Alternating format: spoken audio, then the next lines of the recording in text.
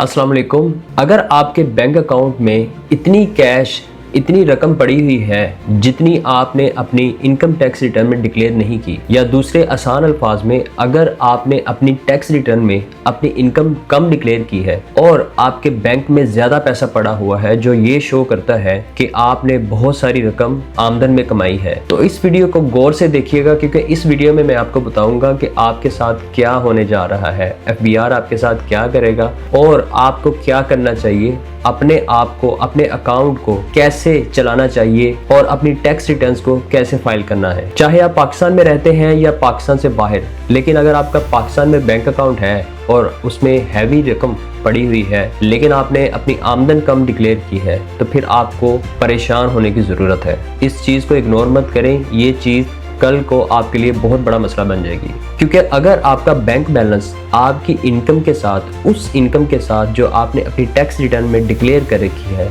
उसके साथ मैच नहीं करता, तो फिर डेफिनेटली आपको FBR का नोटिस आकर ही रहेगा। आज मैं आपको आसान अल्फाज में समझाने की कोशिश करूंगा कि ये चीज़ क्या है, इसका रिस्क कितना बड़ा है और FBR आपका डाटा कैसे चेक कर रहे हैं, कौन कौन सी ट्रांजैक्शंस आपको अवॉइड करनी चाहिए अपने बैंक अकाउंट को सिक्योर करने के लिए, और आप कैसे अपने आप को प्रोटेक्ट कर सकते हैं, FBR के कवानीन की कॉम्प्लाइंस आप कैसे कर सकते हैं। सबसे पहले समझना ये ज़रूरी है कि FBR को आपका डाटा कैसे मिलता है। इसमें यह समझना बहुत ज़रूरी है कि हर बैंक, हर ब्रांच, हर डिपॉजिट, हर विदड्रॉवल, हर प्रॉफिट ऑन डेट, हर ATM ट्रांजैक्शन, हर फॉरेन रेमिटेंस, जो भी बाहर से पैसा आपके अकाउंट में आता है, वो ऑटोमेटेड इंफॉर्मेशन सिस्टम AIS के थ्रू FBR के पास डाटा पहुंच रहा है। चाहे आप अपनी टैक्स रिटर्न फाइल करते हैं या नहीं, FBR को सारा पता है कि आपके बैंक अकाउंट में क्या चल रहा है। इसलिए अगर आपकी इनकम आपके बैंक अकाउंट्स के साथ मैच ना कर रही हो तो फिर FBR इसके बारे में पूछ लेता है। अब ये समझना ज़रूरी है कि बैंक बैलेंस के साथ FBR आपकी इनकम को क्यों काउंट करता है। कुछ लोगों का जेन्युइनली बैंक अकाउंट ज्यादा होता है इनकम से, और कुछ लोगों ने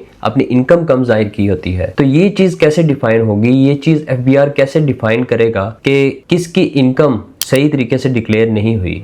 मिसाल के तौर पे अगर मेरे अकाउंट में पैसा बाहर से आता है और मेरी वो इनकम नहीं है, तो FBR उस चीज़ को कैसे निकालेगा कि ये मेरी इनकम नहीं है। जैसे बहुत सारे लोगों का बिजनेस का कैश फ्लो बहुत ज़्यादा होता है लेकिन उसमें उनकी इनकम कम होती है, जो नेट इनकम है वो कम होती है, जिस पे टैक्स लगता है। इसी तरह कुछ लोगों ने फैमिली से लोन ले रखा होता है और उसको अकाउंट में रखे होते हैं पैसों को, तो वो भी आपकी इनकम नहीं काउंट होती। इसी तरह गिफ्ट अमाउंट या कोई बहुत बड़ी रकम जो आपको विरासत में मिली हो या पहले से ही आपके अकाउंट में पड़ी हो, जो आपने अपनी सेविंग्स की हो, या आपका कोई प्राइस बॉन्ड लगा हो, तो ये वो चीज़ें हैं जो आपकी इनकम में नहीं आती, इस पे टैक्स नहीं लगता, लेकिन ये आपके अकाउंट में पड़ी हो तो आपके लिए मसला बन सकता है तब अगर आपने इसको अपनी वेल्थ स्टेटमेंट में या अपनी इनकम टैक्स रिटर्न में प्रॉपरली डिक्लेयर ना कर रखा हो, आपने इन चीज़ों को छुपाया हो या प्रॉपर तरीके से डिक्लेयर ना किया हो, तब आपके लिए ये चीज़ें मसला करती हैं। तो इसका मतलब ये हुआ कि आपके अकाउंट में पड़ा हुआ पैसा मसला नहीं है, उसको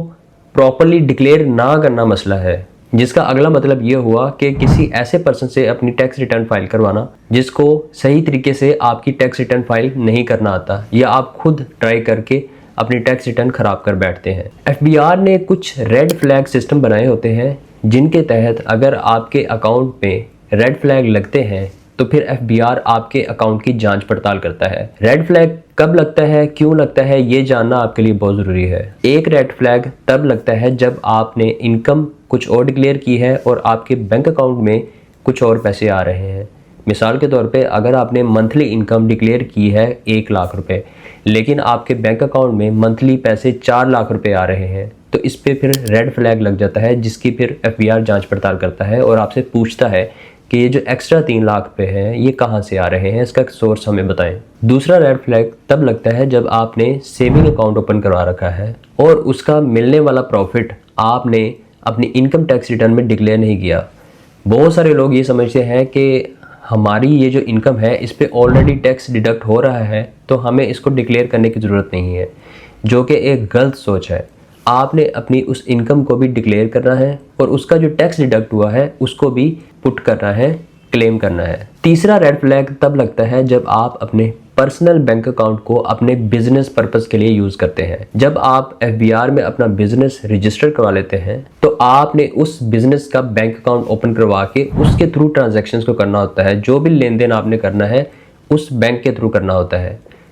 लेकिन अगर आप बिजनेस रजिस्टर करने के बाद अपना पर्सनल अकाउंट यूज करते हैं तो फिर भी आपके अकाउंट पे रेड फ्लैग लग जाता है, जिसकी आपको फिर वजाहत करनी पड़ती है कि आप अपना personal bank account business purpose के लिए क्यों यूज कर रहे हैं, इसकी क्या रीजंस है वो आपको देनी पड़ती है। फोर्थ रेड फ्लैग तब लगता है जब आपके बैंक अकाउंट में कहीं से पैसा आए और उसका आपके पास कोई सोर्स ना हो। बहुत बड़ी रकम आपके अकाउंट में आ गई है, चाहे बाहर से आ गई है, चाहे पाकिस्तान में किसी भी अकाउंट से आ गई है, लेकिन आपको ये नहीं पता कि ये जो पैसे आपके अकाउंट में आए हैं ये किसने भेजे हैं और क्यों भेजे हैं।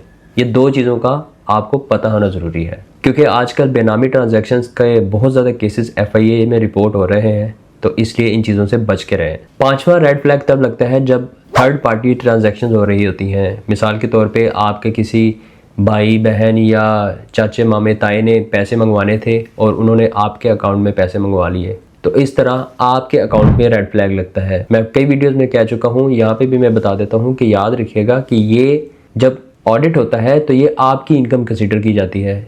जिनके आपने पैसे मंगवाए थे उनको इस चीज़ का कोई नुकसान नहीं होता, सारा नुकसान आपका होगा।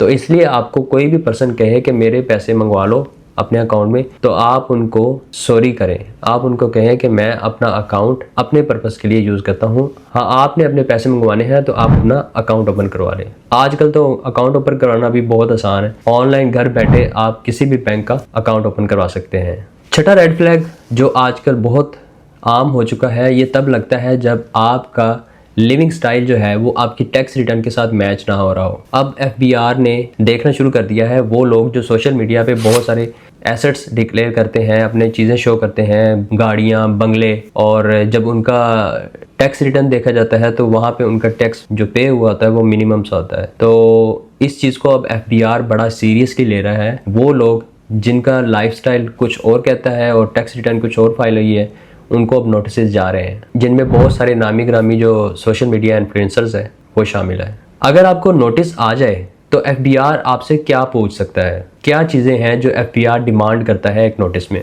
जब भी एफबीआर आपको नोटिस भेजता है तो एफबीआर कुछ एक्सपेक्ट कर रहा होता है, आपसे कुछ चीज़ें, कुछ इन्फॉर्मेशन या कुछ डॉक्यूमेंट्स डिमांड कर रहा होता है। क्या हो सकती हैं वो चीज़ें? आपकी बैंक स्टेटमेंट्स हो सकती हैं, डिपॉजिट का सोर्स हो सकता है कि ये रकम कहाँ से आई, आपका इस पर्सन के साथ जिसने भेजी है उसके साथ क्या लिंक है, आया कि आप उसके लॉयर हैं, आपने उसके साथ बिजनेस किया है, सर्विस प्रोवाइड की है, या क्या गिफ्ट डीड या लोन एग्रीमेंट, रेमिटेंस अगर आई है तो उसका सर्टिफिकेट, प्रोसीड रियलाइजेशन सर्टिफिकेट भी बोलते हैं इसको, प्रॉपर्टी अगर सेल की है उसका रिकॉर्ड, परचेज की है तो उसका रिकॉर्ड, बिजनेस की इनवॉइसेस, आपके बुक ऑफ अकाउंट्स, और जो भी आपको प्रॉफिट मिला है अगर आपने कहीं पे इन्वेस्टमेंट कर रखी है तो उसका रिकॉर्ड। इस तरह के डॉक्यूमेंट्स इन्फॉर्मेशन एफबीआर आपसे मांग सकता है। एफबीआर का जो खालिस्तन मकसद होता है वो ये पूछना होता है कि ये पैसा जो हम देख रहे हैं आपके बैंक अकाउंट में ये कहाँ से आया, जिसको आप अगर प्रूव कर दें तो मैटर क्लोज, नो इशू।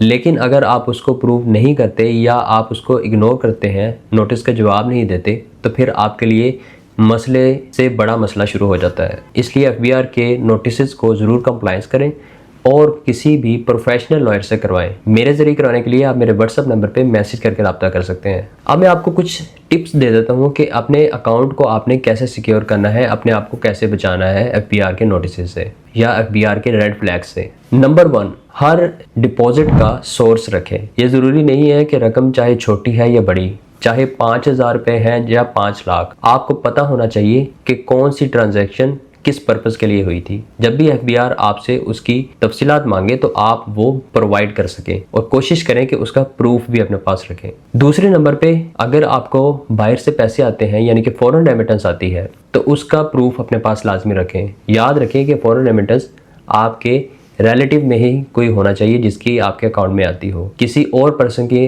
पैसे अपने अकाउंट में ना मंगवाएं, नहीं तो वो आपकी इनकम कंसीडर होगी। तीसरे नंबर पे ये कि अगर आपको कोई गिफ्ट मिला है या आपने लोन ले रखा है तो उसका रिकॉर्ड लाजमी रखें, गिफ्ट डीड या लोन एग्रीमेंट जो भी है वो उसका प्रूफ लाजमी आपके पास होना चाहिए। फोर्थ काम आपने ये करना है कि अपने पर्सनल अकाउंट में बिजनेस की ट्रांजैक्शंस नहीं करनी। अपने पर्सनल अकाउंट को पर्सनल रखें, ज़ाती ज़रूरियात के लिए इस्तेमाल करें और बिजनेस ट्रांजैक्शन के लिए बिजनेस अकाउंट ओपन करवाएं। फिफ्थ काम आपने ये करना है कि अपनी टैक्स रिटर्न में अपना प्रॉफिट ऑन डेट ज़रूर शो करवाना है।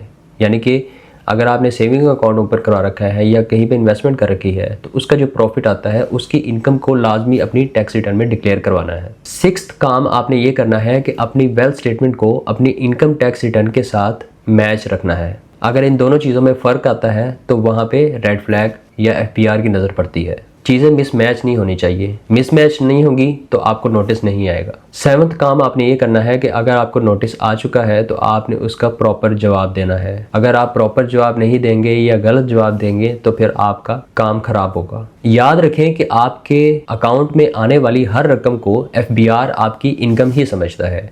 ये आपने एलेबोरेट करना है, आपने वजाहत देनी है कि क्या आपकी इनकम है और क्या इनकम नहीं है। इन तमाम चीज़ों को आपने सबूतों के साथ प्रूफ करना होता है, डॉक्यूमेंट्स के साथ। इन तमाम चीज़ों के लिए आपकी टैक्स रिटर्न का सही तरीके से फाइल होना बहुत ज़रूरी है। अगर आप चाहते हैं कि मैं आपकी टैक्स रिटर्न फाइल करूं या आप फाइलर होना चाहते हैं तो मेरे नीचे दिए गए व्हाट्सएप नंबर पे मैसेज करके रब्ता कर सकते हैं। अगर आप ये जानना चाहते हैं कि FBR से बचने के लिए आपको बैंक बैलेंस कितना रखना चाहिए तो ये जानने के लिए आप ये वाली वीडियो ज़रूर देखें। Thanks for watching, see you in the next video. अल्लाह हाफिज़।